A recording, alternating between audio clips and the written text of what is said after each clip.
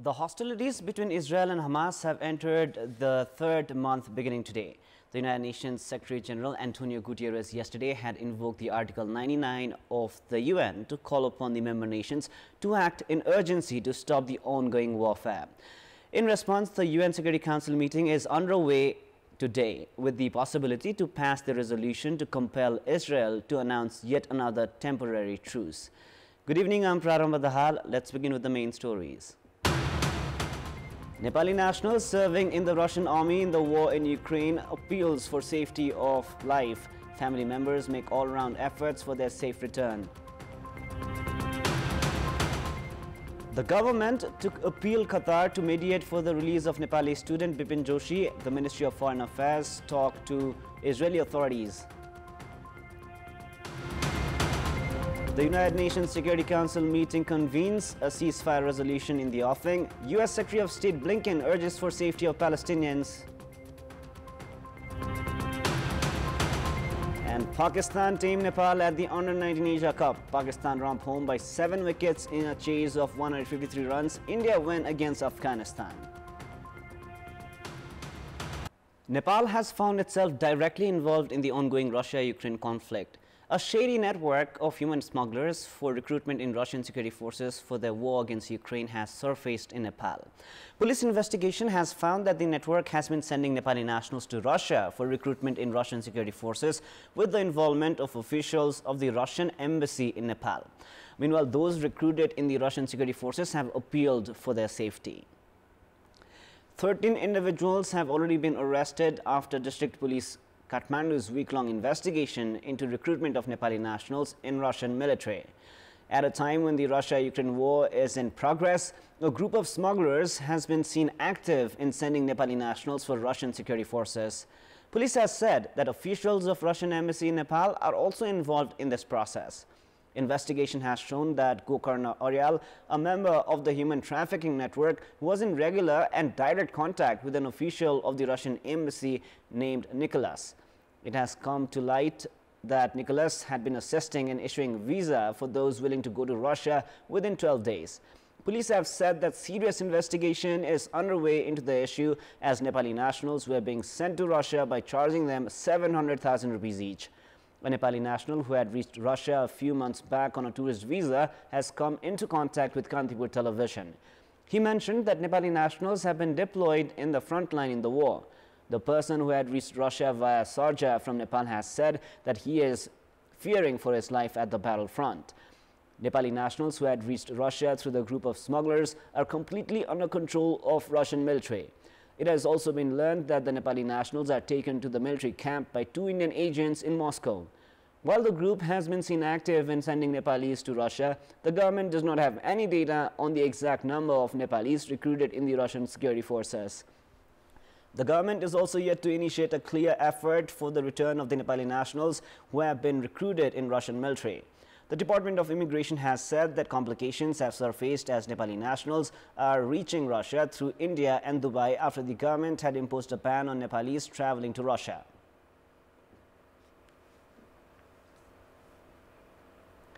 Family members of Bipin Joshi, a Nepali student who has gone missing since Hamas attacked Israel, have met with Prime Minister Pushpa Dahal and have appealed for diplomatic efforts for his safe return at the earliest. After meeting Prime Minister Dahal at the Dhangadi airport in Kailali this morning, family of Joshi appealed for efforts for Bipin's safe return at the earliest. Responding to the request, Prime Minister Dahal expressed commitment of making maximum possible diplomatic effort for Bipin's safe release. Bipin, a student of agriculture at the Sudur Paschim University, had left for Israel on September 13 under the Learn and Earn program. 10 Nepali students were killed in the October 7 attack of Hamas at an agricultural farm in Kibbutz, while Bipin Joshi of Vimdatta municipality, Ward number 7, had gone missing. Despite confirmation of Bipin being held hostage by Hamas from the Israeli army and the Nepali embassy in Tel Aviv, his condition remains unknown. The government of Nepal is to make another request to the government of Qatar to make efforts for the safe release of Bipin Joshi, who has been held hostage by Hamas. Minister for Foreign Affairs, NP South, has said that another request is to be made with the government of Qatar, which has been playing the role of a mediator in the release of hostages held by Hamas. Minister Saud has said that efforts are also in progress through requests with the government of Israel, Nepali embassy in Tel Aviv and the Red Cross. Minister Saud is leaving for Qatar tomorrow. Meanwhile, Minister Saud has spoken to the coordinator of the task force of the government of Israel looking after the issue of hostages and missing people. In his conversation, Minister Saud has urged the task force to help find about Bipin's condition. He also urged to ensure the safety of Bipin and make efforts for his immediate release. According to the Ministry of Foreign Affairs, Minister Saud has urged for putting Bipin in priority in the next round of release of hostages. In response, Israeli officials said that they considered Joshi a member of their family and assured of prioritizing his release. The Department of Customs has formed a 6-member investigation committee to probe into the 14 kg of gold confiscated from the Trivandrum International Airport. The department has formed the investigation committee under the leadership of Trivandrum International Airport Customs Office's Chief Customs Officer Mani Ram Podal. Police had arrested Chandra Ghale with 14 kg of gold late last night after he had landed from a Fly Dubai aircraft. Ghale had concealed 7 gold biscuits weighing 2 kg each wrapped around his body. Police have also arrested Min Bahadur Ghale of Gorkha for involvement in the illegal import of gold. The TIA Customs Office has said that additional investigation is underway regarding the incident. Despite a tip-off regarding the gold arriving on Wednesday, the smugglers had brought the gold a day later. The confiscated yellow metal has been sent to the Department of Customs for quality test. Police have said that the mobile phones used by Ghale has been confiscated and those involved in the case would soon be identified. Meanwhile, another 2 kg of gold has been confiscated from Nagdunga of Kathmandu today. Police have arrested 3 individuals with 2 kg of gold from a vehicle arriving Kathmandu from Raswa. Kathmandu Valley Crime Investigation Office has identified those arrested as 21-year-old Sanil Vuzel, 28-year-old Gyalching Tamang and 26-year-old Biru Tamang. They had concealed the gold in the gearbox of the vehicle. Police have said that additional investigation is underway in this case as well. In our Public Voice segment, we have asked why they think has smuggling of gold into Nepal continued unabated. Let us now take a look at what they had to say.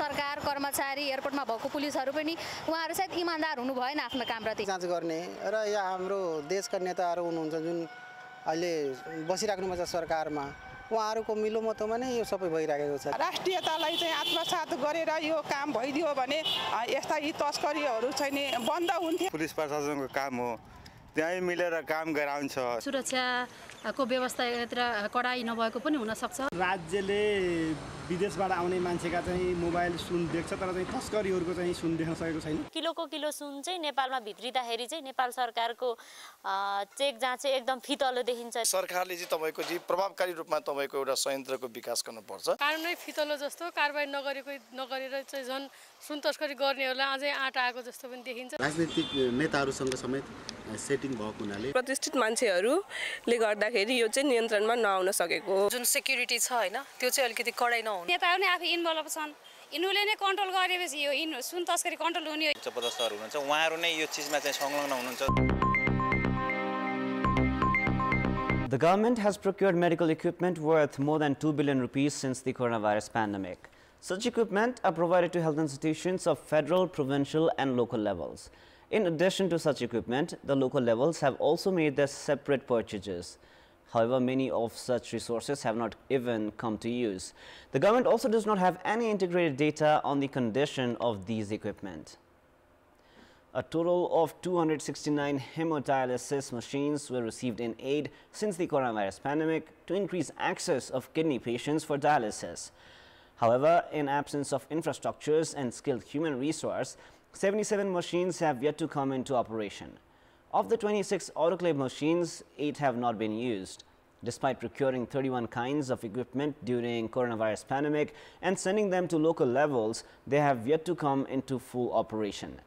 The government has also not paid any interest in deploying those equipment to places with shortage. The Department of Health Services argues that there is no legal provision for return of equipment sent by the center.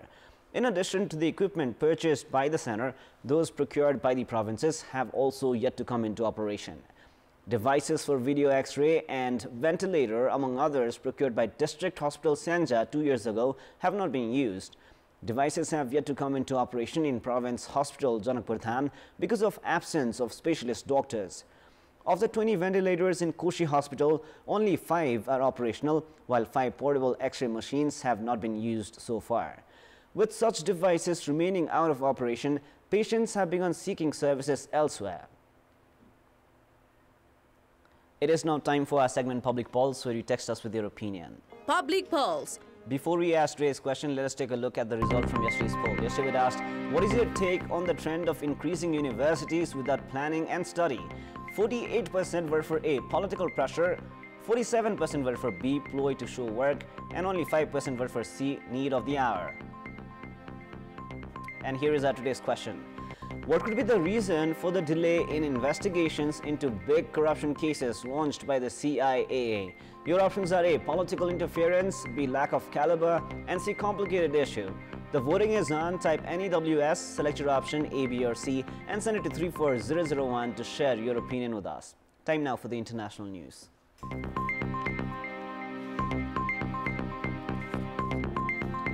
The U.S. Secretary of State has said there is a gap between Israel's intent to protect civilians and how the war has been unfolding in Gaza. Antony Blinken said that it was imperative that Israel put a premium on civilian protection if Israel insisted it was taking steps to minimize civilian harm. Meanwhile, Antonio Guterres, the UN Secretary General, has addressed the UN Security Council ahead of its expected vote as countries press for a ceasefire in Gaza amid continued opposition from veto-holding US. All eyes are on the United States and whether or not it will support further Security Council action as requested by the UN Secretary General. Gilad Erdan, Israel's ambassador to the UN, has renewed his criticism of the global body's leadership. Speaking at the Security Council, he referenced Guterres' invocation of Article 99 of the UN Charter, which warned the war in Gaza may threaten the maintenance of international peace and security. Earlier, Iranian Foreign Minister Hossein Amirabdollahian accused Israel of barbarity in the treatment of innocent captives and citizens.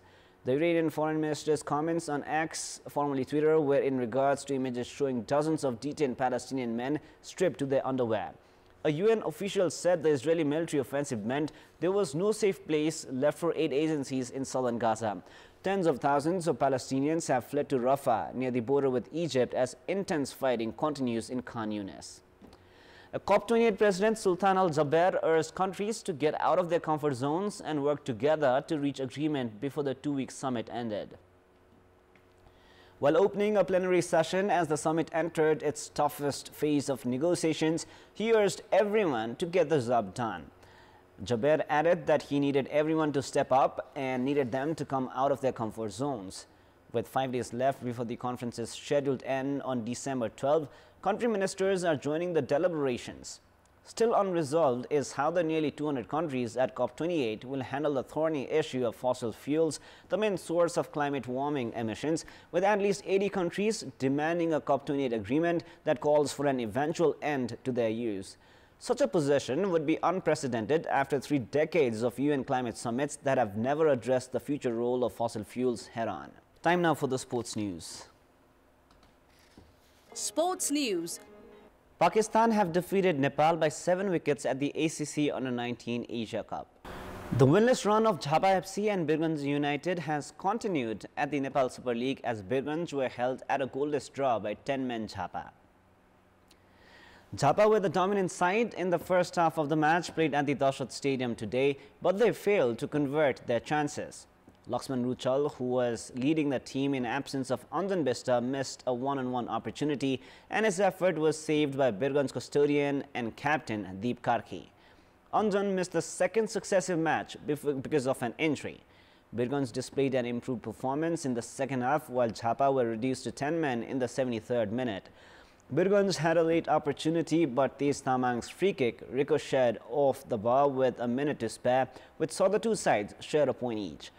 Following the goalless stalemate, Birgunj remained bottom of the table at 9th with 2 points from 4 matches, while Jhapa are 7th with 3 points. 2 matches of the Nepal Super League are slated for tomorrow.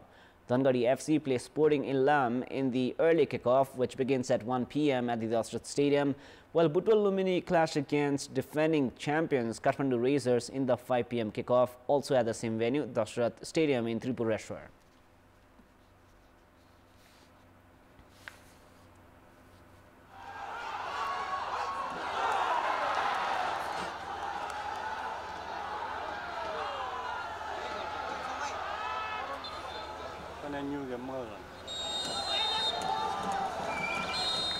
Defending Copa America champions Argentina and South American heavyweights Brazil were drawn in favorable groups for next year's edition, while hosts the United States of America will come up against 15-time winners Uruguay. That is all for the moment. Up next is the news in Nepali. Thank you for staying with us. Goodbye.